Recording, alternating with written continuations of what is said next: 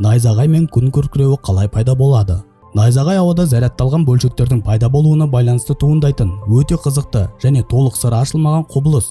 Мысалы, түнде жүннен жасалған жемпірді шешіп жатқан кезде кішкентай тоқтарды байқайсыз ба? Шытыр-шытыр етіп атады ғой. Міне, найзағайды осыған ұқсас жағдайда пайда болады. Тек көлемі үлкенірек. Бұлттар су кристалдарынан тұрады. Оның биіктігі бірнеше шақырымға жетуі мүмкін. 3-4 мың метрге дейін бұл қарапайым су тамшылары. Ал одан жоғары мұз кристалдары түзіледі. Бұл кристалдар әртүрлі мөлшерлерде және үнемі қимыл үстінде болады. Кішкентай су кристалдары жердің жылуынан жоғары көтеріледі. Олар жоғарғы көтеріліп бара жатқанда үлкенірек су кристалдарымен үйкеледі. Осы үйкелістің нәтижесінде бүкіл бұлт электрлене бастайды. Оң зарядты бөлшектер бұлттың жоғарғы бөлігінде жиналады. Ал теріс зарядталған бөлшектер төменгі жағында.